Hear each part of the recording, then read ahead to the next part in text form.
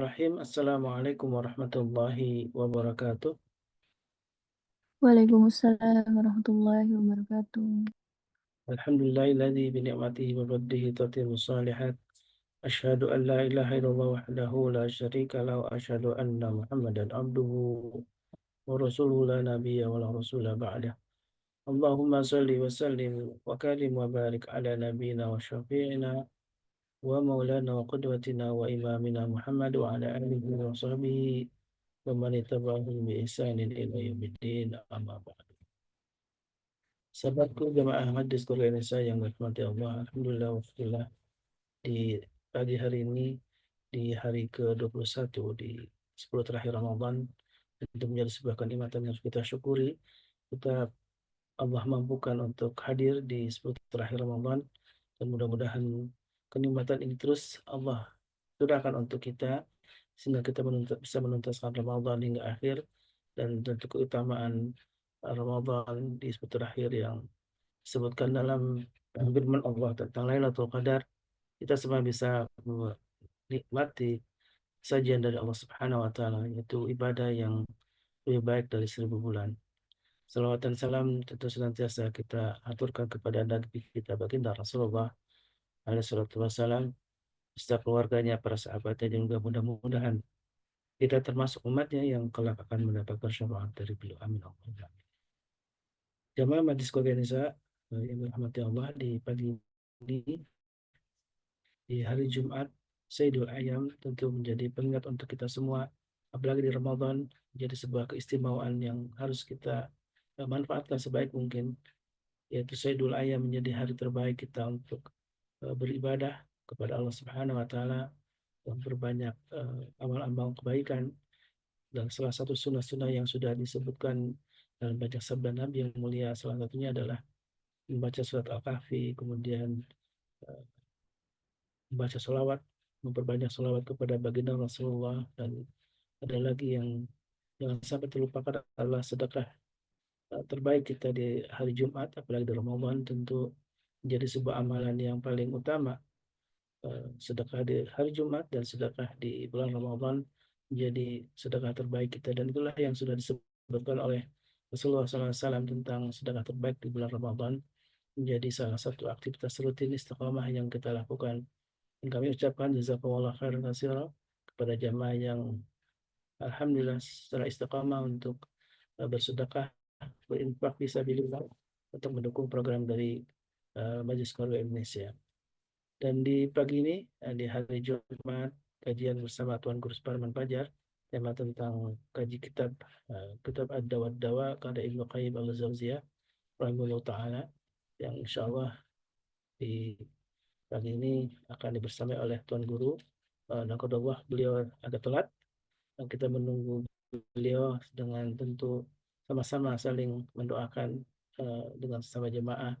Mudah-mudahan Allah Subhanahu wa taala limpahkan keberkahan untuk kita semua, dan wabil khusus tentu doa ini untuk para guru kita yang sudah istiqamah mendamping kita untuk mempelajari agama ini, syariat dari agama Islam, yang di Ramadan ini alhamdulillah selalu bersamai dari pagi sampai di sore hari ya.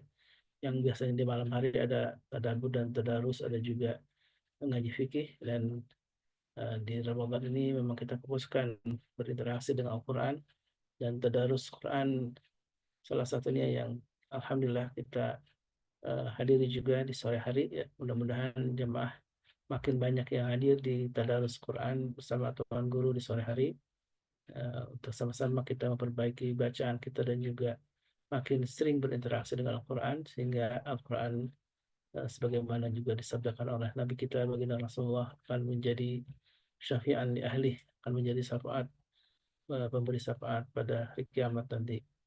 Dan orang yang begitu dekat dengan Al-Quran, tentu kita akan bisa menjadikan Al-Quran sebagai hudan, tunjuk, dan menjadi pembimbing kita dalam banyak hal, karena semuanya ada dalam Al-Quran, sebuah petunjuk yang uh, sudah diperuntukkan untuk kita orang beriman, maka bertanya kepada Al-Quran.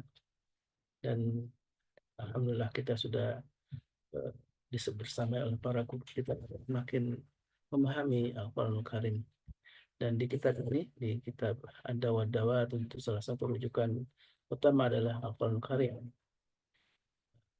Dan insya Allah kita akan membahas sebuah tema tentang menjaga perkataannya. Dan ini bagian dari apa yang eh, menjadikan Ramadan kita, puasa kita menjadi puasa yang berkualitas. Salah satu dengan menjaga perkataan kita, karena salah satu yang merusak ibadah Ramadan, ibadah puasa kita adalah qaul zur dalam sabda Nabi yang mulia. Itu adalah perkataan yang kotor ya, perkataan yang eh,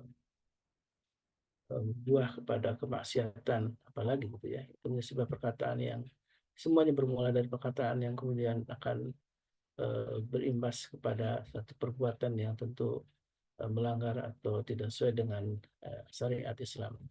Dan di pagi ini sebuah kajian tentang kitab Ad-Dawa ini alhamdulillah sudah sampai di episode yang ke-9 ya. Kita sudah mengkaji berbagai tema yang ada dalam kitab ini dan alhamdulillah kita akan terus mengurai tentang kitab ini Ad-Dawa, obat dan penyakit, dan disebutkan dalam sabda Nabi yang mulia, Yukulida indawa, setiap penyakit itu ada obatnya. Faidah usi bau dawa udda, ketika uh, ketemu antara obat dan penyakit itu dengan satu kecocokan gitu ya, baro'a biidzni rabbi, biidznillah azza wa jal, maka orang itu akan sembuh dengan tuntuban izin Allah Subhanahu wa taala. Dan penyakit yang disebutkan oleh Imam Ibnu Qayyim tidak hanya soal penyakit fisik ya, tapi adalah sebuah penyakit hati yang lebih banyak juga diingat oleh kita kaum muslimin, tentang bagaimana penyakit hati ini juga harus disembuhkan, karena semuanya bermula dari hati kita, berawal dari hati kita. Ketika hati kita kotor, bahkan disebutkan dalam sabda Nabi yang mulia, eh, semuanya berawal dari hati. Faidzal sholahat sholahul jasadu kulluh. Apabila hati ini bersih, maka baik pula seluruh jasad kita. Dan itulah alhamdulillah kita sudah dibersamai oleh guru kita untuk sama-sama mengurai sebuah sumber utama penyakit yang kita alami, yaitu adalah hati kita. Dan menjaga hati kita salah satunya yang insya Allah akan dibahas dalam kajian ini adalah tentang perkataan, karena sebuah perkataan itu bermula tentu dari hati kita. Hati yang bersih, maka yang keluar adalah juga perkataan yang bersih, yang benar. Ketika hatinya kotor, maka yang keluar pun adalah sebuah perkataan atau ucapan yang juga kotor. Dan alhamdulillah guru kita sudah bersama kita, eh, Tuhan Guru Suparman Fajar, Hafizahullah Ta'ala, ya, yang alhamdulillah di pagi ini insya Allah akan mengulas kembali, membahas tentang bagaimana kita memahami uh, kitab Ad-Dawa karya Ibnu Qayyim Az-Zawjiyah. Mari kita siapkan hati kita untuk menerima satu petua, satu nasihat yang disampaikan oleh Tuan Guru yang bersumber dari kitab Ibnu Qayyim Az-Zawjiyah. Tafadhal mashkur Ustaz.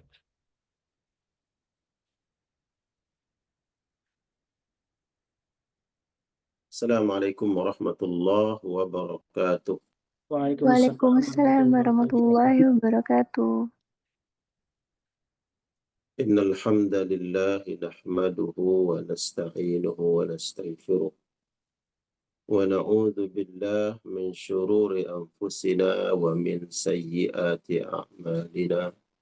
Man yahdihillahu fala mudilla lah wa man yudlilhu fala hadiya lah. أشهد أن لا إله إلا الله وحده لا شريك له وأشهد أن محمدا عبده ورسوله. اللهم صل وسلم وبارك وكرم وأنعم على نبينا ورسولنا وإمامنا وقدوتنا سيدنا مولانا محمد وعلى آله وأصحابه ومن سار على نهجه واستنى بسنته إلى يوم الدين أما بعد. الحمد لله على نعمة الله والشكر لله. Apa kabar semuanya? Alhamdulillah, Masya Allah. Alhamdulillah. Alhamdulillah. Alhamdulillah. Gimana Ustaz, Sehat sehat? Ustaz Khalis. Alhamdulillah. Antum cerah ceria nih. Amin, alhamdulillah, Cerah masya Allah. ceria. Iya. Mendapatkan malam Lailatul Qadar kayaknya. Amin, amin ya Allah, ya Rabbal Alamin. 21. Amin. Masya Amin. Allah. Saling mengingatkan ya, bahwa kita sudah memasuki 10 malam yang terakhir.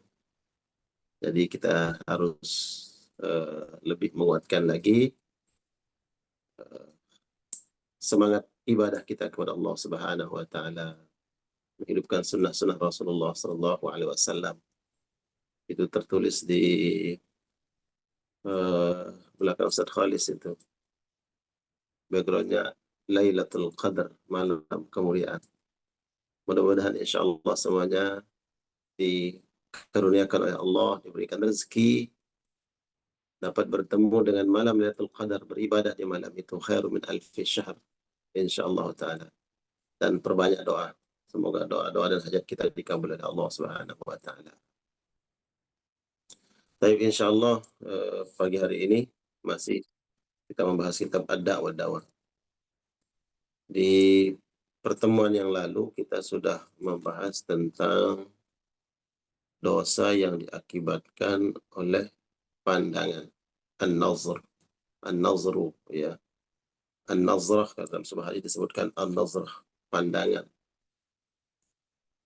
Nah, pagi hari ini insyaallah kita akan membahas tentang dosa yang diakibatkan oleh lisan kita.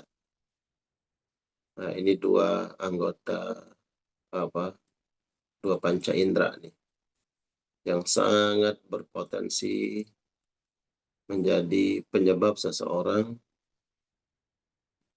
melakukan maksiat, berbuat dosa kepada Allah Subhanahu wa taala.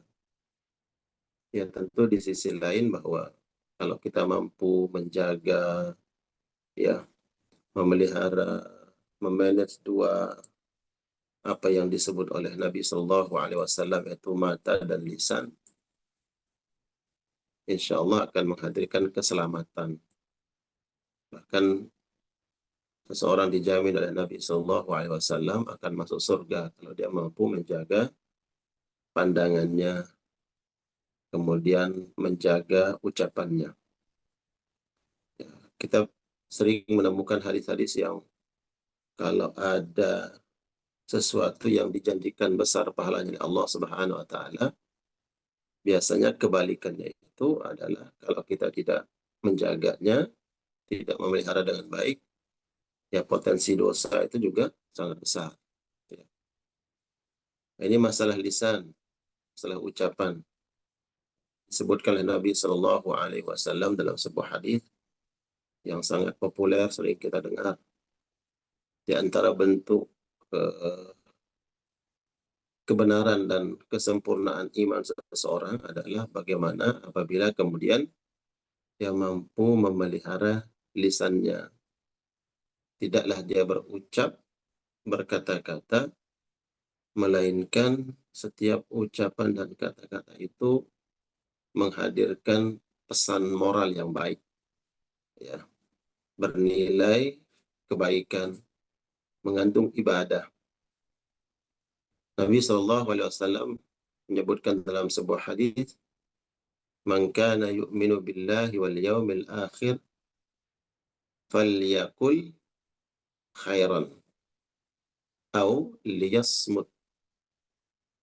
Siapa yang benar-benar beriman kepada Allah dan hari akhirat, falyakul khairan, maka hendaknya lisan selalu mengucapkan yang baik-baik saja. Falyakul khairan, hendaknya dia mengucapkan yang baik. Khairan itu ya apa yang dia sampaikan, ya pesan-pesan ucapan itu ya baik. Kemudian juga ya tentu baik cara menyampaikannya. Baik cara menyampaikannya, kemudian konten-kontennya atau pesan-pesannya itu ya sesuatu hal yang dalam bingkai syariah berupa kebaikan, yaitu khairan. Aulia semut, atau dia memilih ya berhati-hati, dia diam. Itu pilihan yang kalau memang ucapan atau apa yang dia sampaikan itu berpotensi tidak baik. Ya, ada hal-hal yang eh, menyebabkan keburukan atau memang dalam kontennya itu sesuatu hal yang dilarang dalam syariah seperti mengumpat, mencaci maki, fitnah atau kalimat-kalimat yang dalam pandangan syariat la yakni tidak ada manfaatnya. Ini Nabi Shallallahu Alaihi Wasallam mencoba untuk mengingatkan setiap umatnya agar mampu memanage, ya, menjaga setiap ucapannya. Kemudian ada hadis, ya, ini hadis sahih, ya, diriwayatkan oleh Imam Al-Bukhari dan juga diriwayatkan oleh Imam Muslim dalam Sahihain, dalam dua kitab yang sahih yaitu Sahih Bukhari dan Sahih Muslim. Dari sahabat Abu Hurairah radhiyallahu taala anhu, qala Rasulullah sallallahu alaihi wasallam, bahwa Nabi sallallahu alaihi wasallam bersabda, innal abda la yatakallamu bil kalimah min ridwanillah la yulqi laha balan yarfa'uhu Allah biha darajat. Sesungguhnya seorang hamba berbicara dengan kalimat yang mendatangkan keridhaan Allah Subhanahu wa taala. Maka dengan kalimat tersebut Allah mengangkat derajatnya. Ya. Hanya dengan ucapan. Ya. Allah mengangkat derajat seseorang. Karena Allah redha dengan apa yang dia sampaikan. Kemudian sebaliknya kata Nabi, wa innal abda la yatakallamu bil kalimah min sakhatillah la yulqi laha balan yahwi biha fi nari jahannam. Demikian pula sesungguhnya seorang hamba berbicara dengan kalimat, satu ucapan min sakhatillah yang menyebabkan datangnya murka Allah. Ya, min sakhatillah yang menyebabkan datangnya murka Allah Subhanahu wa taala. La yulqi laha balan yahwi biha fi nari jahannam. Allah enggak peduli dengan kalimat itu, kemudian hamba ini Allah lemparkan ke dalam neraka jahanam disebabkan karena satu ucapan, ya, katakanlah satu statement yang dia buat, yang dia sampaikan, yang dia lontarkan, ternyata hal tersebut menyebabkan murkanya Allah Subhanahu wa taala. Ini kan berat. Dan kita mungkin ya tidak tahu ya mana kalimat-kalimat atau ucapan-ucapan yang menyebabkan murka Allah Subhanahu wa taala. Mungkin kita bertanya-tanya, ya ucapan seperti apa sih? Apakah ucapan mengumpat, ya, mencaci maki, atau ucapan-ucapan yang lain? Nah, disampaikan di dalam kitab ini jamaah, yang tentu mengumpat, mencaci maki, itu kan ucapan ya. Betul nggak Ustaz Khalis? Itu ucapan, mengumpat, mencaci maki, menghina. Tapi ada hal lain, subhanallah, saya baca di kitab ini ternyata ada hal lain yang mungkin menurut kita, ini tolong diperhatikan ya, menjadi pelajaran buat kita. Yang mungkin menurut kita itu biasa-biasa saja. Ya.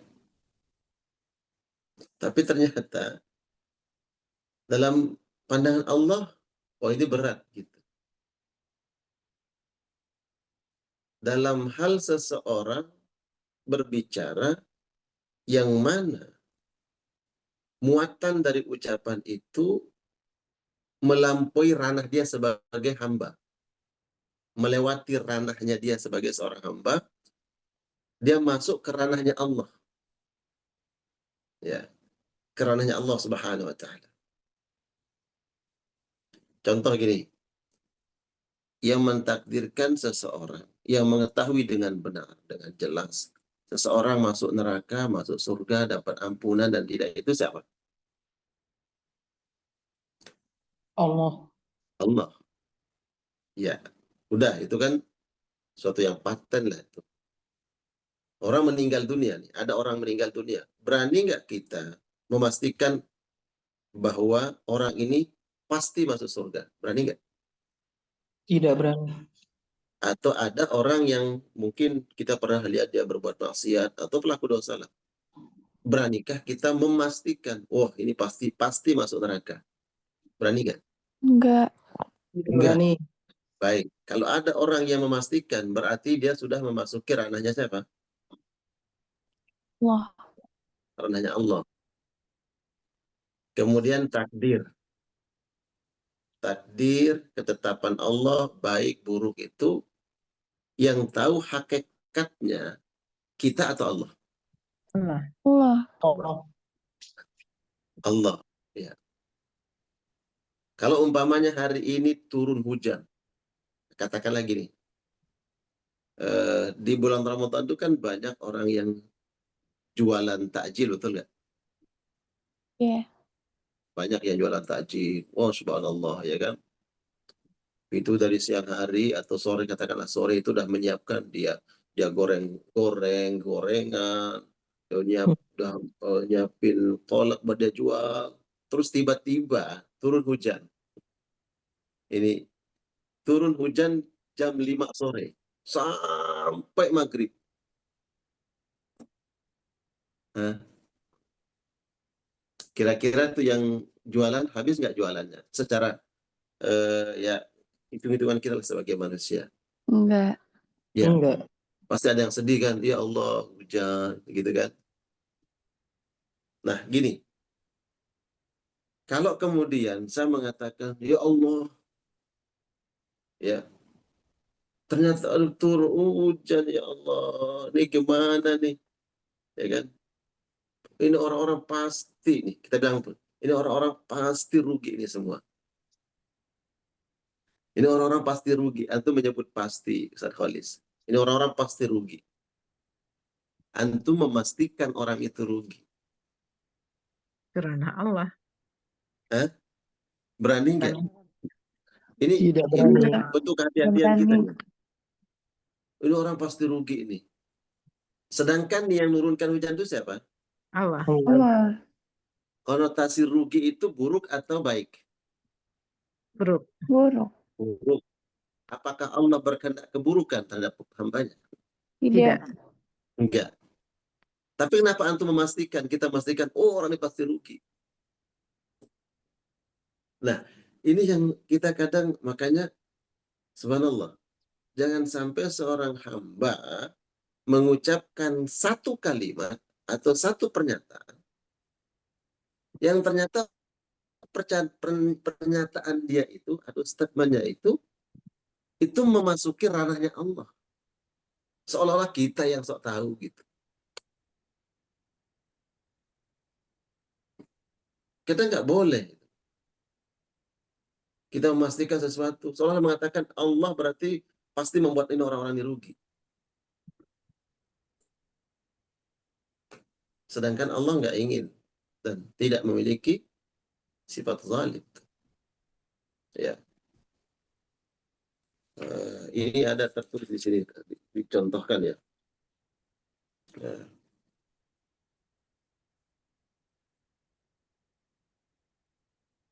Para salaf dulu mengoreksi diri sendiri hanya karena mengucapkan hari ini kok panas banget ya, hari ini kok dingin banget ya. Hanya kalimat itu yang mereka ucapkan, mereka istighfar, minta ampun kepada Allah. Mereka memuhasabah, mengoreksi ucapan itu.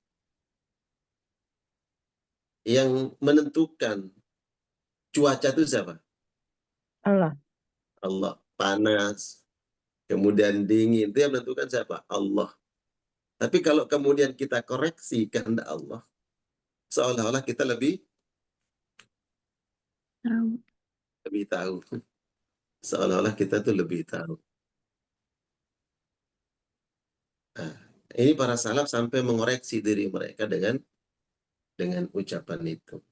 Ya, ini masalah ucapan ya. Makanya kemudian Nabi mengatakan bahwa ya ada seorang hamba yang karena ucapannya dia bisa mendapatkan murka Allah Subhanahu wa taala. Atau karena ucapan seseorang mendapatkan keridhaan dari Allah Subhanahu wa taala. Jadi yang perlu kemudian harus kita berhati-hati ini. Dalam rangka berhati-hati adalah jangan sampai kita mengucapkan sesuatu yang mana seolah-olah kita lebih tahu dari Allah Subhanahu wa taala. Seolah-olah kita lebih tahu. Kita masuk kepada domainnya Allah Subhanahu wa taala. Ini haknya Allah, ini adalah ranahnya Allah Subhanahu wa taala. Makanya saya juga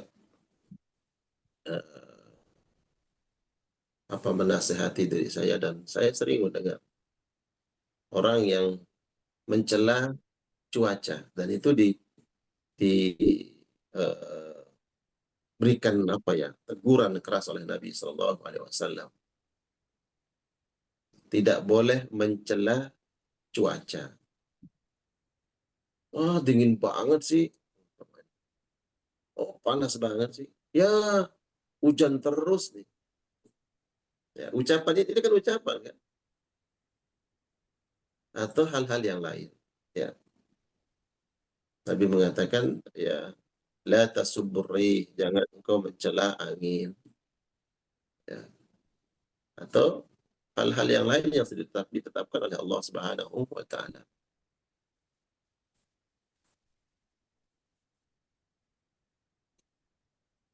Kemudian Nabi Shallallahu Alaihi Wasallam dalam sebuah hadis menyebutkan, kullu kalam li Adam alaihi la lahu. Setiap ucapan manusia akan dia pertanggungjawabkan dan menjadi perkara yang berat atas dirinya.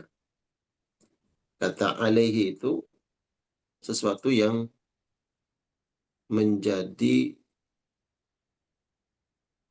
yang harus dia pertanggungjawabkan di hadapan Allah. Kata ala itu selalu bermakna hal yang buruk. Lahu bermakna yang baik. Kalau alaihi bermakna yang buruk. Kullu kalam li Adam alaihi la lahu. Setiap ucapan manusia itu akan berdampak buruk terhadap dirinya. La lahu, bukan menjadi kebaikan. Illa kecuali, ada pengecualian. Jadi Nabi mengatakan semua ucapan manusia itu akan menjadi buruk baginya. Apa yang diucapkan? Bukan menjadi kebaikan untuknya. Kecuali hanya amran bil ma'ruf.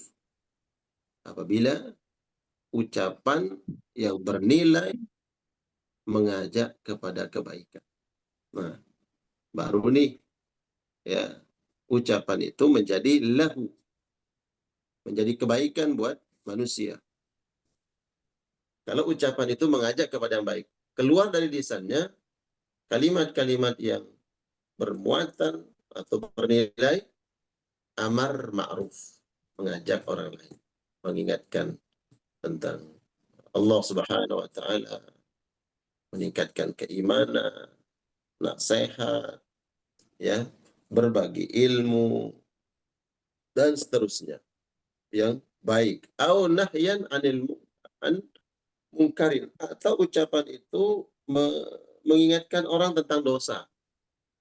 Ya, nasihat. Kalau tadi ada nasihat baik, ini nasihat untuk meninggalkan keburukan. Jadi ada nasihat untuk mengajak kepada kebaikan, ada nasihat untuk meninggalkan keburukan. Au dzikran lillahi azza wa jalla, atau kalimat yang mengingatkan dia kepada Allah, kalimat zikir. Ya. Nah, selain itu kata Nabi alaihi, ya udah itu nanti menjadi berat bagi dia. Jadi ucapan yang selain 3 hal ini, mengajak kepada kebaikan, mencegah kepada kemungkaran, dan selain zikrullah, selain zikir kepada Allah, ya ini kalimat-kalimat atau ucapan-ucapan itu berpotensi kelak akan harus kita pertanggungjawabkan. Ya. Dan ini yang dimaksud oleh Nabi Shallallahu Alaihi Wasallam dalam penjelasan beberapa ulama bahwa min husnil islamil mar'i tarkuhu ma la ya'nihi. Di antara kebaikan seorang muslim adalah dia meninggalkan perkara yang tidak ada manfaat baginya. Ya, manfaat untuk urusan dunianya, ya. Kemudian manfaat urusan akhirat. Kalaulah ada manfaat urusan dunia, tentu urusan dunia ini yang membackup atau yang ya apa ya memotivasi atau menguatkan urusan akhiratnya. Ada perkara-perkara yang mubah, ya mubah boleh kita lakukan.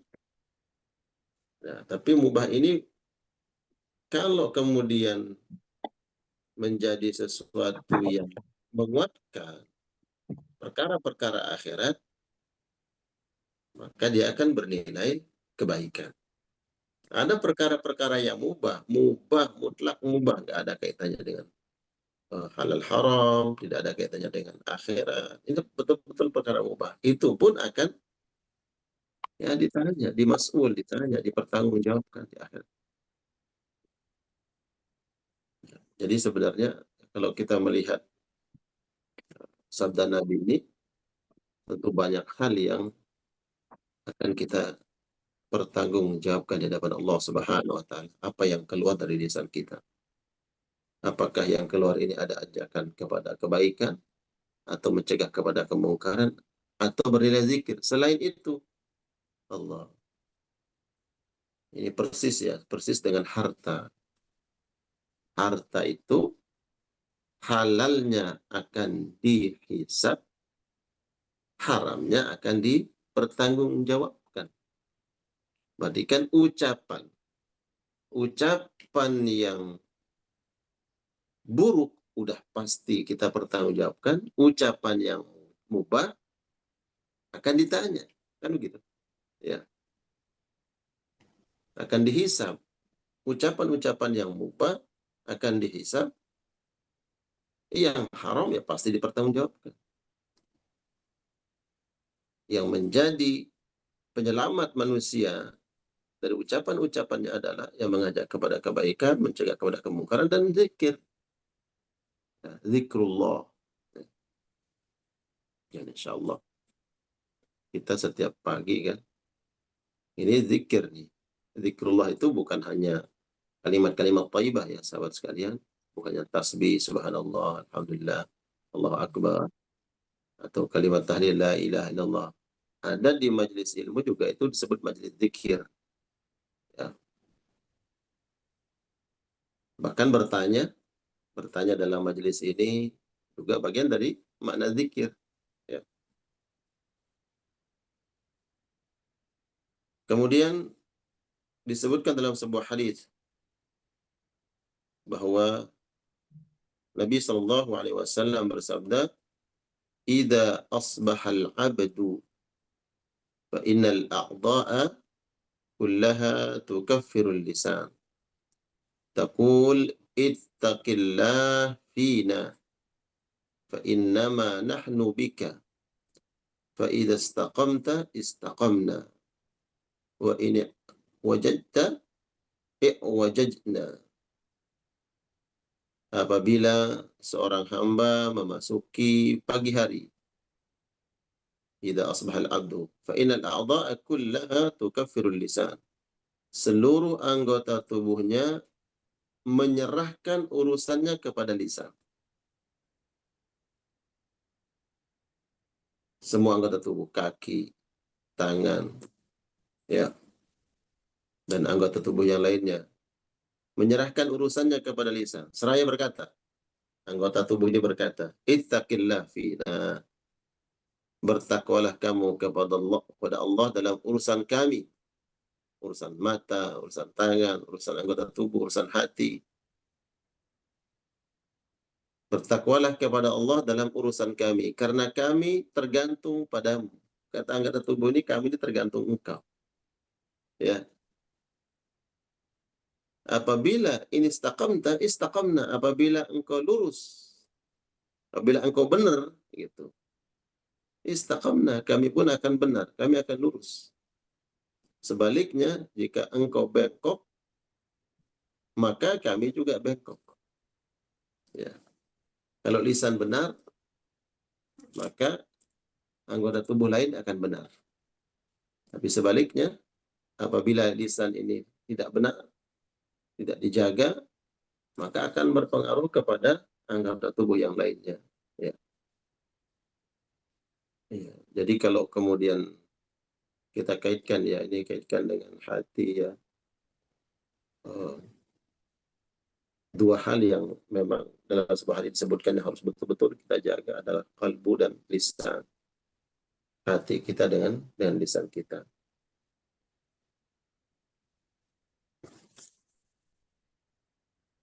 Disebutkan dalam ucapan salaf bahwa anggota tubuh yang paling mudah gerakannya adalah lisan. Padahal ia paling membahayakan seorang hamba. Ya. Anggota tubuh yang paling mudah digerakkan adalah lisan. Tapi dia yang paling berbahaya. Ya. Contohnya, kita kasih contoh. Bahkan dengan ucapan itu menghancurkan. Kalau seandainya ada terjadi cekcok, pertengkaran antara suami istri. Kemudian dalam hati ini memuncak kemarahan. Memuncak kemarahan sampai dia berpikir tentang perceraian umpamanya. Kira-kira kalau terlintas dalam pikirannya, terlintas dalam kalbu, dalam hatinya bahwa wah, udah lelah nih, udah capek. Begini-begini terus, kok nggak berubah, makin menjadi-jadi, dan seterusnya. Terlintas pikiran, kayaknya diakhiri dah nih rumah tangga, umpamanya. Tapi itu terlintas dalam pikiran, dalam kalbu. Jatuh nggak talaknya? Tidak ya? Enggak, Enggak. enggak. Oke, enggak. Seandainya, walaupun ini nggak boleh ya. Seandainya dengan kemarahan, kemudian sampai memukul umpama, ya, tentu nggak boleh ya, dilarang dalam Islam. Sampai memukul. Dengan pukulan itu, tangankah atau kaki, anggota tubuh yang lain, tentu ini haram, nggak boleh. Jatuh nggak perceraian dengan pukulan? Tidak. Enggak. Enggak. Dengan mata, tatapan mata, melotot, marah, ya, berdampak nggak pada hancurnya rumah tangga, perceraian? Enggak. Tapi walaupun dengan senyum, Ustaz Khalis, dengan senyum, ya, tidak melotot, tidak memukul, dengan satu ucapan mengatakan talak tuki, udah, kamu saya ceraikan umpamanya. Jatuh nggak? Jatuh. Jatuh, walaupun dengan senyuman, ya, ucapan. Jadi kemudian pentingnya Islam mengingatkan kita tentang apa yang keluar dari lisan kita. Ya. Bahwa anggota tubuh itu sampai mengatakan, kami ini serahkan urusan kami kepada engkau. Bahkan hati juga menyerahkan, di antaranya adalah kalbu, hati itu menyerahkan urusan kepada lisan. Walaupun dalam hatinya berkecamuk begini, begitu. Bahkan ada bisikan dalam kalbu ya, bisikan tadi. Itu baru bisikan kalbu. Wah, ini kayaknya begini. Dalam hukum syariat, ya, itu masih hanya khawatir lintasan saja. Tidak dihukumi dalam syariat. Nah, kalau lisan kemudian yang menyampaikan itu, merealisasikan apa yang di dalam kalbu, nah itulah yang dihukumi oleh Islam. Ya, walaupun umpamanya Ustaz Khalis itu sudah,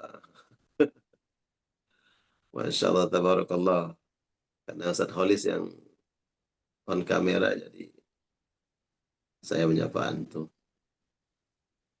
Atau katakanlah ada laki-laki yang dalam hatinya itu udah, hatinya bilang, waduh ini berat, ini nggak kuat, atau lah karena laki-laki yang menentukan ya, diberikan tanggung jawab oleh Allah Subhanahu wa taala tentang rumah tangga. Walaupun penuh tuh hatinya kekecewaan, kemarahan dan seterusnya, yang dalam syariat nggak dihukum dalam syariat. Tapi kalau lisannya yang berucap itu yang dihukum. Ya, yang dipandang dalam syariat apa yang diucapkan. Makanya hati mengatakan, apabila engkau lurus, kami pun akan lurus. Ya. Tapi kalau kamu bengkok, ya, kami juga dibengkok. Kalau engkau lisan tidak menjaga ucapan, ya, maka yang berdampak itu ya pengaruhnya terhadap ya anggota tubuh yang lain. Gitu. Makanya kemudian Nabi dalam sebuah hadis tadi yang disampaikan oleh Imam At-Tirmidzi menyebutkan min husni islamil mar'i tarkuhu ma la ya'ni. Ya, berupaya meninggalkan perkara-perkara yang tidak ada manfaatnya. Kemudian ayat Al-Qur'anul Karim surat Qaf ayat 18 tentang bahwa malaikat akan mencatat, ya, mendokumentasikan setiap apa yang kita ucapkan. Di dalam surat Qaf ayat 18, ma yalfidhu min qawlin illa ladaihi raqibun atid. Tidak ada suatu ucapan apapun yang diucapkan oleh manusia, melainkan ada di dekatnya malaikat. Ladaihi, ada malaikat yang menyertai. Raqibun atid, mengawasi dan selalu hadir. Raqib ya, atid. Ini yang kita sebut dengan nama malaikat Raqib dan malaikat atid. Raqib itu kanan atau kiri? Kanan. Kanan. Kalau yang kiri? Atid. Mati. Nah, kita ini kira-kira ingin membuat sibuk malaikat yang mana? Rokib. Kip. Yang kanan. Ya, mana Bundare ini mau kasih sibuk malaikat yang mana? Malaikat yang mencatat kebaikan sebelah kanan. Nah, itu. Malaikat rokib. Biarkan malaikat terus tidak berhenti ya. Mencatat, malaikat rakib ini mencatat terus. Kita usahakan malaikat atid itu cuma ngeliatin malaikat rakib yang sibuk gitu. Ya, bahasa Amin. bebasnya begitulah. Biarkan malaikat atid cuman ngeliatin malaikat rakib mencatat amal kita. Ya. Walaupun sesungguhnya ya malaikat kan la ya'sunallaha ma amarahum. Malaikat itu tentu melaksanakan perintah Allah. Malaikat hati nggak akan kecewa kok. Betul nggak? Mana Bunda Nirwana, Masya Allah. Malaikat atid nggak akan kecewa terhadap malaikat raqib. Saya kok nggak nyatet-nyatet ya. Insya Allah kita diberikan kemudahan oleh Allah Subhanahu wa taala dan keistiqomahan agar yang mencatat itu malaikat raqib bukan atid. Amin ya rabbal alamin. Nah, ayat ini disebutkan oleh para ulama ya, komentari ayat ini sebagai tahdzir, peringatan ya, peringatan dari Allah Subhanahu wa taala. Apakah yang dicatat oleh malaikat raqib lintasan pikiran, lintasan hati, atau apa yang diucapkan, apa yang diperbuat? Semua ya. Apa yang diucapkan, apa yang diperbuat, itu yang dicatat. Kalau baru terlintas, dicatat nggak? Belum. Ya. Enggak. Kalau malaikat raqib terlintas kebaikan, dijelaskan oleh Nabi, terlintas kebaikan. Tapi kalau malaikat atid nggak diizinkan, nanti dulu. Dalam sebuah hadis Nabi SAW sebutkan, "Faman hamma bihasanatin."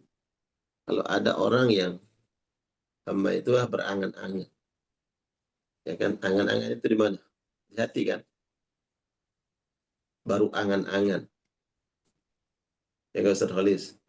Antum baru berangan-angan. Saya tahu nggak apa yang antum berangan-angan apa? Ya nggak tahu. Kalau nggak antum merealisasikan, buktikan, ya kita nggak tahu. Antum berangan-angan mau mukul saya umpamanya, kan saya nggak tahu. Faman hamma bihasanatin, kalau ada orang yang baru berangan-angan. Ya, hamma itu sebenarnya sama dengan ya, niat gitu. Barang siapa yang berangan-angan.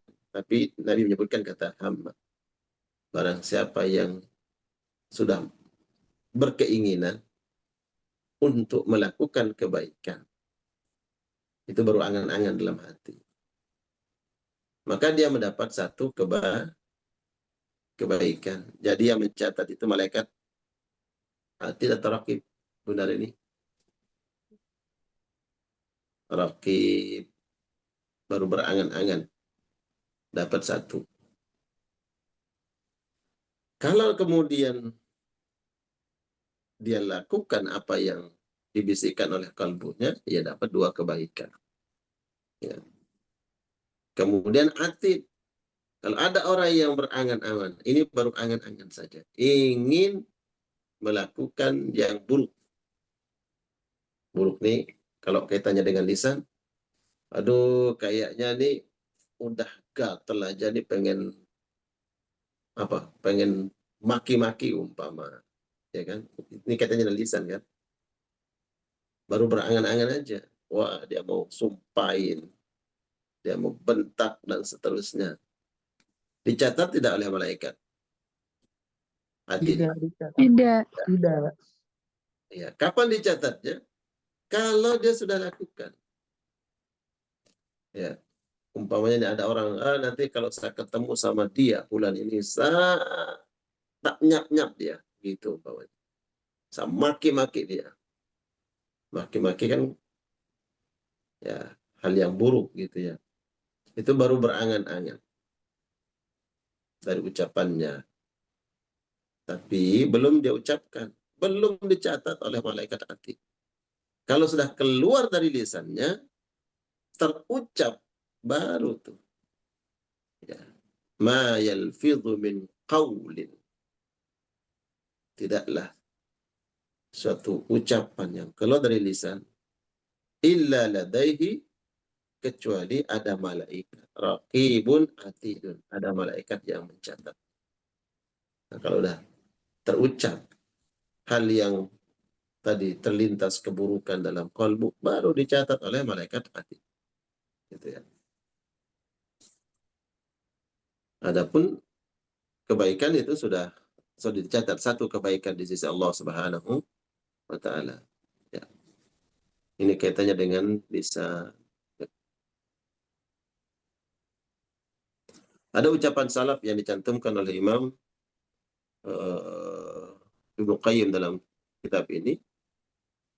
Ucapan salaf mengatakan seluruh ucapan anak Adam itu merugikan dirinya.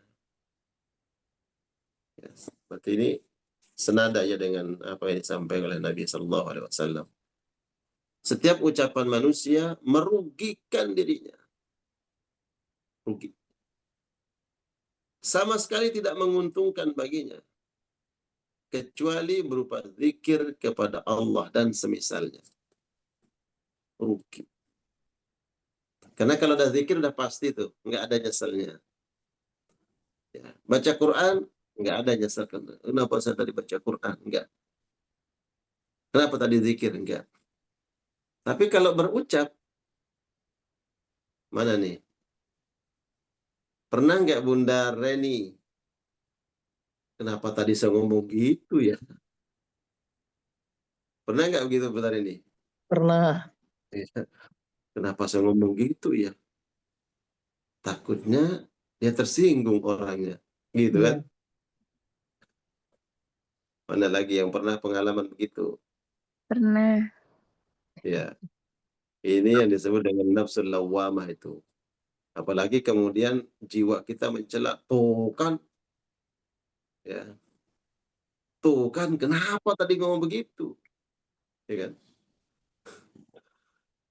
Kelihatan banget goblok saya, katanya gitu. Ya kan? Kelihatan banget saya nggak bisa mengontrol emosi saya, gitu. Atau Bunda Nadia nih udah pernah nyap-nyap suami, kemudian setelah itu nyesel, ya kenapa ngomong gitu tadi ya, gitu. Kenapa marah-marah sampai begitu ya? Mana para bunda-bunda yang setelah itu baru bukan sabar, setelah itu baru sadar. Setelah itu baru sadar, ternyata apa yang diucapkan merugikan. Siapa yang dirugikan? Yang mengucapkan yang dirugikan. Diri sendiri. Diri sendiri, merugikan diri sendiri. Kalau umpamanya para bunda saking marahnya, kemudian mengucapkan yang tidak baik terhadap anak, habis itu nyesel nggak? Nyesel. Iya, Betul. nyesel Banget. mana Bunda Darmi, nyesel ngapain ngomong gitu tadi ya sama anak saya, gitu, nyesel. Nah, itulah kata salaf bahwa setiap ucapan manusia ini merugikan dirinya, merugikan, kecuali zikir kepada Allah dan semisalnya. Minimal kalau mubah itu ya akan ditanya oleh Allah Subhanahu wa taala. Tapi penyesalan itu selalu datangnya di belakang ya. Belakang. Akhir. Di Ya. awal pendaftaran Ustadz. Kalau di depan namanya apa? Pendaftaran. Proposal. Iya, saya pernah itu menerima tamu di sini nih, tempat ini. Tamu laki-laki. Dia kalau bahasanya dia, saya menyesal seumur hidup Ustaz. Menyesal kenapa? Ya itulah. Saya pisah dengan istri saya. Terus, iya, sekarang udah jadi milik orang. Terus gimana dong? Kalau udah begitu Ustaz Rolis. Menangis darah ya. Tuh nyesel. Ada penyanyi yang bilang kalau sudah tiada itu kan baru terasa. Itu terasa. Kalau sudah tiada baru terasa. Makanya jadi sebelum berucap, sebelum menyampaikan sesuatu, mbok dipikir-pikir dulu kan begitu. Ya mboknya yang mikir. Mbok dipikir-pikir dulu. Tuh, saya sampaikan tadi tuh nyesel gara-gara satu ucapan. Dia talak istrinya, terus setelah habis iddah ternyata nikah sama orang lain. Setelah itu baru dia nyesel. Nyesel seumur hidup saya Ustaz. Ya kenapa? Ya begitu. Nah, ada orang tua yang menyesal juga. Itu ibarat luka yang kayaknya nggak bisa disembuhkan. Karena dia melekat terus. Kenapa? Dia pernah berucap yang buruk terhadap anaknya. Dan itu terngiang-ngiang terus. Saya pernah ngomong begini, tapi saya merasa bersalah. Ya, saya dihantui Ustaz dengan merasa bersalah terus. Karena pernah bicara, pernah ngomong seperti ini. Kan begitu.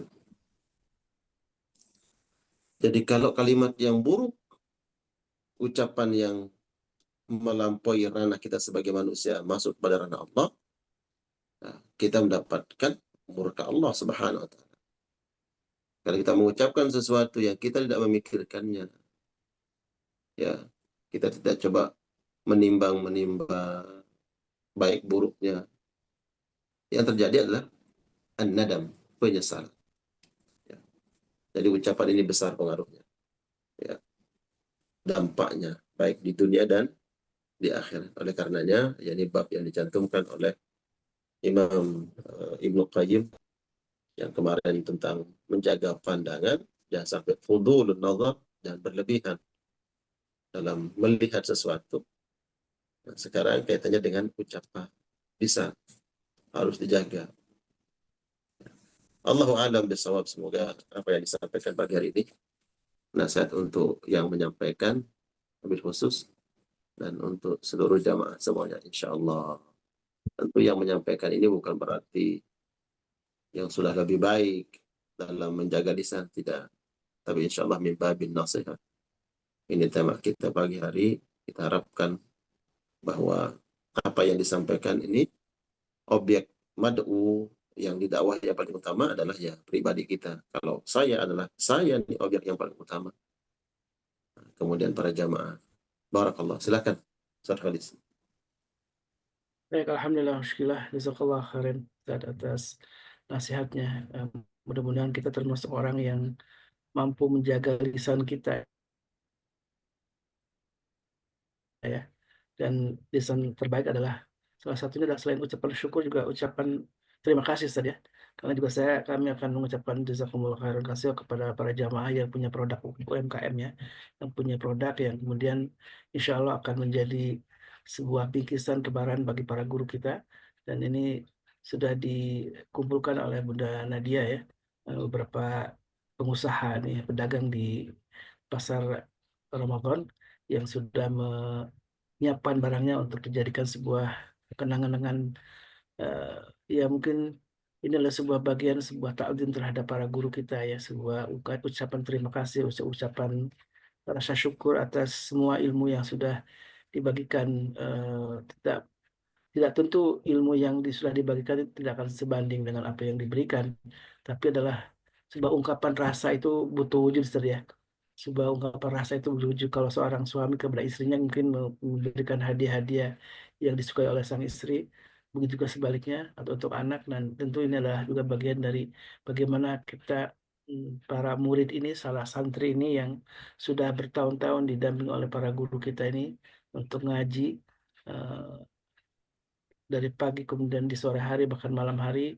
Ini tentu ada sebuah adab dari pesantren ini adalah selalu bersyukur dan berterima kasih kepada para guru, dan insya Allah akan diwujudkan dalam tanda cinta ini yang insya Allah akan dikoordinasi oleh Bunda Nadia. Dan kami ucapkan juga bagi yang tidak punya produk pun Gerindra akan mengajak semua untuk ikut ta'awun ya dalam program apa namanya kado cinta untuk guru yang insya Allah akan nanti di eh, share oleh Bunda Nadia di grup ya.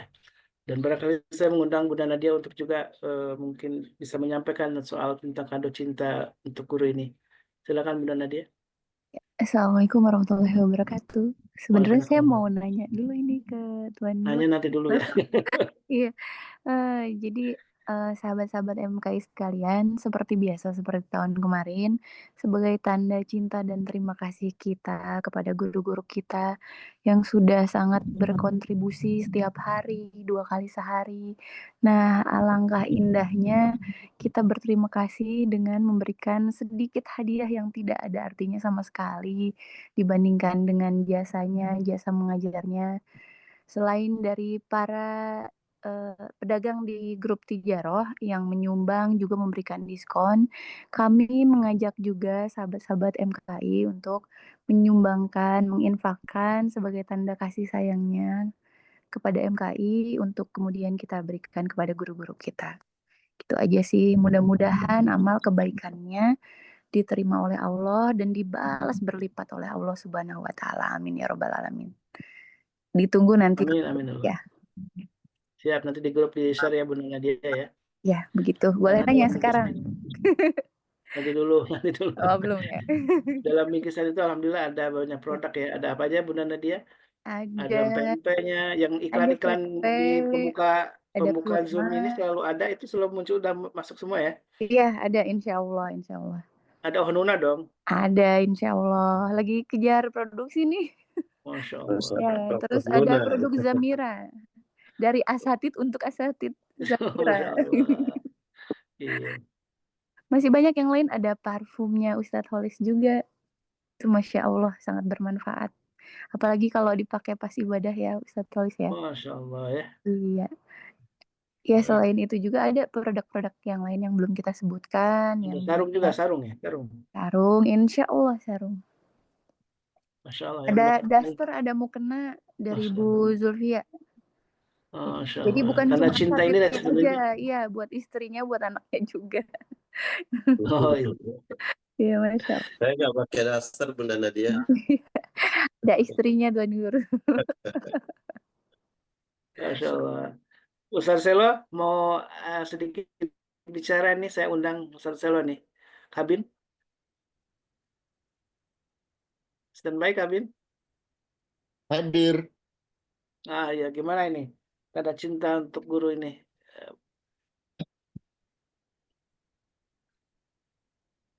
Atau apa yang ini disampaikan ada yang lain?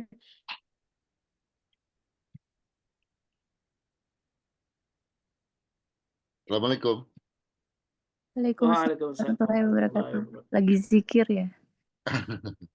Ya, jadi Masya Allah ya, jadi teman-teman di para pedagang itu luar biasa tuh, apa Tuan Guru. Jadi sejak seminggu ini mereka pada ngumpulin barang-barangnya, terus ceritanya mau diberikan nih kepada para asatid, gitu ya ceritanya ya. Ada yang ngasih pakai diskon, ada yang ngasih gratis gitu kan. Terus yang gratis kan nggak ada isu. Nah, yang diskon gimana tuh? Kepikiran tadi pakai konsep ta'awun aja tuh Satkolis. Jadi kalau misalnya kayak sarung nih, sarung diskon 50%. Nah, jadi terus misalnya saya nebus deh sarungnya 10 biji. Nah, jadi saya nebus sebagai jamaah ya, bukan sebagai kabin. Saya nebus sarungnya 10 untuk disumbangkan ke program itu gitu. Langsung to the point ke program produk ya gitu ya. Iya, Oh, gitu. Masya Kan Allah. ada 10 asatis nih yang mau kita ini kan, mau kita kirimin. Gitu. Atau nanti ada yang misalnya Dokter Ulin misal ya, ini mencolek aja lagi paksa. Mau nyumbang pempeknya Bunda Dwi Sundari misalnya. Budi, Nah, 10 ya udah gitu. tapi kalau ada yang ingin cuman uangnya aja, maksudnya, udah saya mah terserah diserahkan ke MKI untuk mengaturnya, misalkan itu boleh juga ya. Kalau itu nanti akan akan bingung sama ini, sama infak sedekah subuh hariannya itu Satkolis. Hmm. Yang seru kan gitu kalau kita belajar dari era perangnya Rasulullah SAW itu kan dulu gitu. Ayo yang mau nyumbang unta siapa, yang mau nyumbang pedang siapa, yang mau nyumbang ini siapa gitu kan. Gitu. Ya, Gitu dan sih. kalaupun ingin dilebihkan boleh aja tetap ya, nggak apa-apa ya. Oh boleh, boleh. Saya mau nambah deh apa namanya MP-nya biar nanti juga dibagikan ke siapa Ya gitu boleh, boleh, boleh, kan. boleh. Misalkan Gitu, nih, idenya gitu idenya. boleh-boleh. Biar orang kabin bisa merasakan pempek. Tapi memang yang utama kita akan coba kumpulkan untuk para asatid guru-guru kita yang sudah. Jadi sebenarnya tanda Nah, yang cinta ya. Kalaupun tanda cinta betul. Nah, yang belum itu kan tanda ini cinta aja. karena ini konsepnya rada baru ya. Yang belum dilakukan kan sosialisasi. Nah, ini kita sekarang bicara untuk dalam konteks sosialisasi itu. Jadi ada berapa produksi dari pedagang yang sudah mau ikutan berjihad gitu kan. Ada sarung, ada pempek, ada Garam Zamira. garam kan gratis. Yang Iya, diskon aja. Kurmanya Bunini. kurma Bunini. Terus ada apa tulisnya banyak banget tuh di Kaos. Bunda Nadia aja ada kaos gitu. Gitu Satkolis. Berarti Nanti hari Atau ini udah tadi mulai Bunda Nadia udah hari ini udah boleh di-share ya. Kita punya waktu sekitar 3 hari lah. Kita batasi aja. Mudah-mudahan digenjot misalkan sampai hari Ahad. Jadi hari Senin kita udah bisa packing dan bisa disampaikan kepada guru kita. iya siap. Sebenarnya Ustadz bisa aja kita tuh gratisin semua di grup tuh. Tapi kita mau ngajak yang lain buat berkontribusi, ikutan beramal, ikutan ngasih cintanya buat para asatid gitu. Iya, harus iya merasakan sama masing-masing gitu. betul. Iya. Mohon izin Tuan Guru, kita sedikit waktu tanya jawabnya dipakai untuk Ya, nggak sosialisasi. masalah, silakan. Malah gak minta izin dulu sama Tuan Guru tadi langsung tiba-tiba langsung nyelodor aja ini. Langsung Nodong. tembak. Baik. Itu kalau momentum yang apa namanya ya harus kita manfaatin ya dari awal kita sosialisasi juga di besok hari di kajian kesehatan dengan Dr. Piki, kemudian juga di hari Ahad itu di kajian inspirasi Quran dengan Ustadz Khairul Alam, dan juga insya Allah di hari Senin mudah-mudahan sudah terkumpul semuanya. Jadi sudah fix di hari Senin ya Bunda Nadia ya targetnya ya. Insya Allah Selasa ya. Ya, Insya Allah Selasa. Seru nih, seru. Nah ini sekarang boleh ke sesi tanya jawab deh. Tadi Bunda Nadia udah mau nanya. Silakan Bunda Nadia. Assalamualaikum warahmatullahi wabarakatuh. Waalaikumsalam. Waalaikumsalam warahmatullahi wabarakatuh. Hampir aja tadi ngeblank mau nanya apa. Ini Tuan Guru kan tadi tuh tentang angan-angan yang dicat atau tidak. Terus gimana dengan husnuzon dan suzon? Itu kan prasangka ya. Kalau Iya. ada di dalam hati kita, di pikiran kita gimana kalau suuzon? Apakah tercatat atau tidak, Tuan Guru? Iya. Assalamualaikum. Baik. Allah sebutkan di dalam Al-Quran Al-Karim, Inna sam'a wal basara wal fu'ada kullu ulaika kana anhu mas'ula. Inna sam'a, pendengaran, wal basara, dan penglihatan, wal fu'ada, dan apa yang terlintas di dalam kalbu. Ya, seperti husnuzan, ya kan? Dan su'uzan. Kullu ulaika kana anhu mas'ula. Hal yang demikian, yang tiga tadi, pendengaran, penglihatan, dan apa yang terlintas di dalam kalbu, dalam pikiran kita, akan ditanya oleh Allah Subhanahu wa Ta'ala. Nah, penjelasan para ulama terkait fu'ada, apa yang terlintas dalam hati, seperti husnuzan kita, su'uzan, berburuk sangka. Nah, ini yang kemudian disebutkan oleh para ulama bahwa nanti di akhirat ternyata ada hal-hal yang Allah perlihatkan dari apa yang terlintas di dalam kalbu kita. Umpama kita pernah berniat.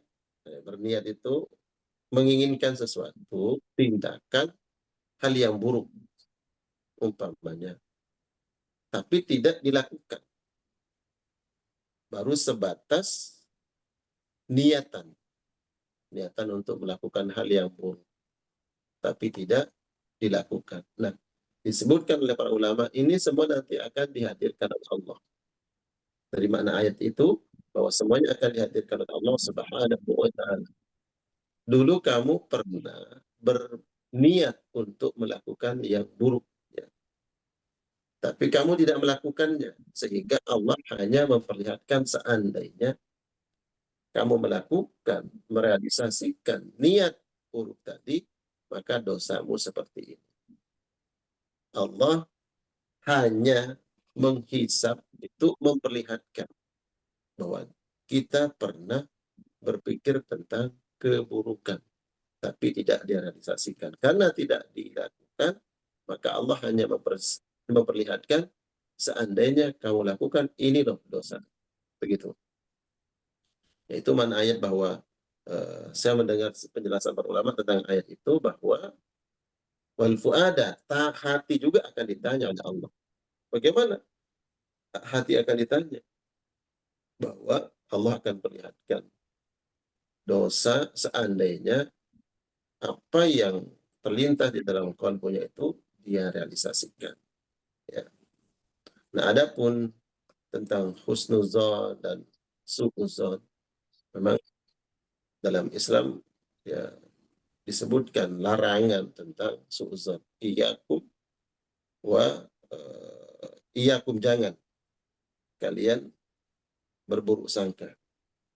Nah, larangan itu sebenarnya berdampak pada keburukan setelahnya.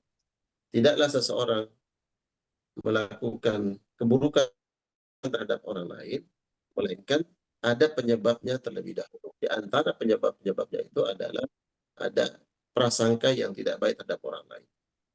Gitu ya. Ada prasangka yang tidak baik terhadap orang lain. Kita menganggap dia buruk, kita menganggap dia jahat umpamanya. Akhirnya timbul tindakan-tindakan yang tidak baik. Nah, kalau seandainya su'uzon terhadap orang lain, itu kenapa dilarang? Karena kita tidak mengetahui perkara yang bersifat kegaiban. Itu yang saya katakan tadi, bahwa jangan kita masuk kepada ranahnya Allah Subhanahu wa Ta'ala. Kita su'uzon terhadap orang lain. Padahal ternyata orang ini tidak sesuai dengan sangkaan kita. Karena dia tidak sesuai dengan sangkaan kita, berarti kita sudah masuk ke ranahnya Allah Subhanahu wa Ta'ala. Jadi kenapa su'uzon itu dilarang? Di antara penyebabnya adalah kita masuk kepada ranahnya Allah Subhanahu wa Ta'ala. Yang kedua tadi, bahwa dengan su'uzon kadang akan mengakibatkan dosa-dosa yang berikutnya terhadap orang lain. Begitu ya. Baik, Tuan Guru, jazakallahu khairan. Jadi dalam Islam itu ada yang disebut dengan syaddul dzariyah. Mencegah lebih baik daripada mengobati. Artinya bahwa jangan kita berburuk sangka terhadap sesuatu. Karena buruk sangka ini mengakibatkan sesuatu keburukan berikutnya. Maka agar tidak terjadi atau tidak timbul keburukan, maka Islam mengantisipasi. Apa yang diantisipasi? Jangan kau berburuk sangka ya tentang orang lain. Kalau tidak sesuai dengan dugaan kita, berarti kita sudah masuk kepada ranahnya Allah Subhanahu wa Ta'ala. Ada di kitab ini ya, disebutkan bahwa ada seorang wanita yang menyebutkan bahwa dia berburuk sangka terhadap orang yang sudah meninggal dunia. Buruk sangkanya itu apa? Itu kan buruk. Ya. Zon, dugaan yang buruk. Ada seorang wanita yang mengatakan dia akan dianggap oleh Allah. Ini kan dugaan dia. Sangkaannya bahwa dia akan diazab oleh Allah. Kemudian ditegur oleh Nabi SAW.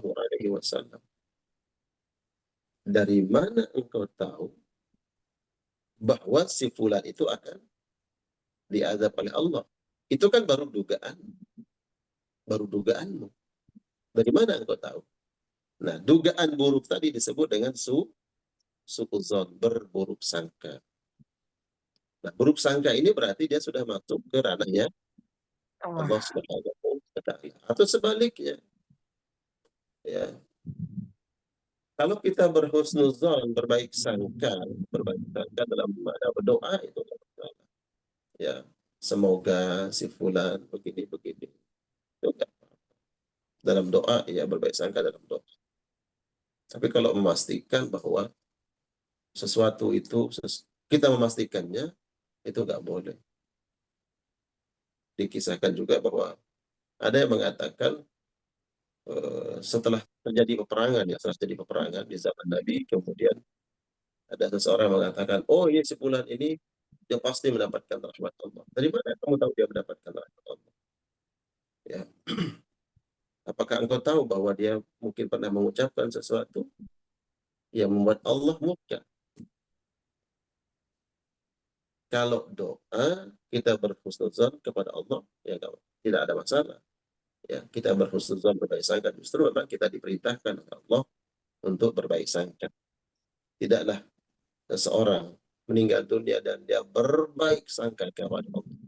Baik sangka itu kan penuh harap, doa, ya, bahwa dia akan mendapatkan kebaikan dengan kasih sayang Allah, dan dia berharap mendapatkan rahmat Allah. Dia berbaik sangka kepada Allah, tapi tidak memastikan.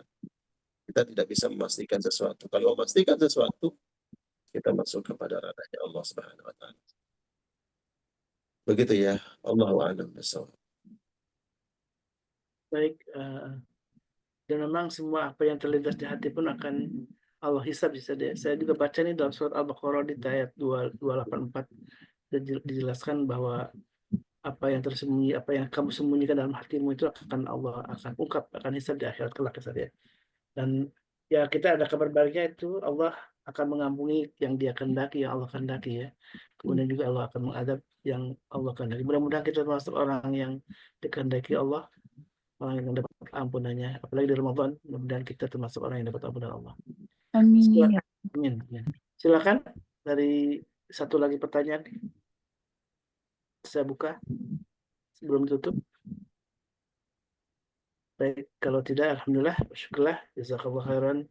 Mudah-mudahan ini bagian dari kita memperbaiki atau meningkatkan kualitas Ramadan kita dengan cara kita menambah bekal ilmu, dan apalagi di Ramadan ini menjaga perkataan ini sangat penting saja. Qaul zur ya, karena orang yang tidak menjaga perkataan buruk di Ramadan ketika dalam berpuasa ini, bahkan Allah tidak membutuhkan orang itu Puasanya. meninggalkan makan dan Makan dan minumnya. minum. Ini dalam hadis Nabi SAW yang sahih, yang barang siapa saja malam yada qaul zur ya, barang siapa yang tidak meninggalkan perkataan zur buruk gitu ya, ini maka Allah tidak membutuhkan lagi, dia sudah tidak meninggalkan makan dan minumnya dengan puasa ini. Jadi mari kita sama-sama meningkatkan kualitas puasa kita dengan menjaganya hal-hal yang memperburuk ya, merusak ya, kualitas ibadah kita.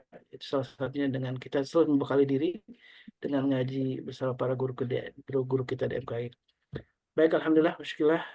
Sekali lagi jazakallah khairan katsira Tuan Guru yang sudah membimbing kita, dan kami juga ucapkan jazakumul khairan katsira kepada para jamaah yang sudah rutin berinfak di MKI. Mudah-mudahan amanah ini kami bisa sampaikan, satunya untuk kegiatan dakwah kita yang memang kita punya keinginan besar untuk lebih memperluas gitu ya, dari program-programnya. Mungkin lebih banyak saya yang ada kegiatan offline juga, bahkan juga kita rutin untuk selalu mengalokasikan amanah infak yang diberikan oleh para jamaah ini, salah satunya untuk rumah tahfidz Tuan Guru, ada rumah tahfidz Bapak Haikal, juga ada untuk Palestina. Kita rutin setiap bulan untuk Palestina kita akan selalu menyisihkan semua infak yang disampaikan oleh para donatur, para muhsinin dari jamaah untuk saudara-saudara kita di Gaza. Mari kita tutup dengan doa kafaratul majlis. Subhanakallahumma wa bihamdika asyhadu an la ilaha illa anta astaghfiruka wa atubu ilaik. Alaikum warahmatullahi wabarakatuh. Waalaikumsalam warahmatullahi wabarakatuh. Masyaallah. Allahumma arhamna bil Qur'an واجعله لنا إماما ونورا وهدى ورحمة. اللهم ذكرنا منه ما نسينا وعلمنا منه ما جهلنا وارزقنا تلاوته آناء الليل وأطراف النهار واجعله لنا حجة يا رب العالمين.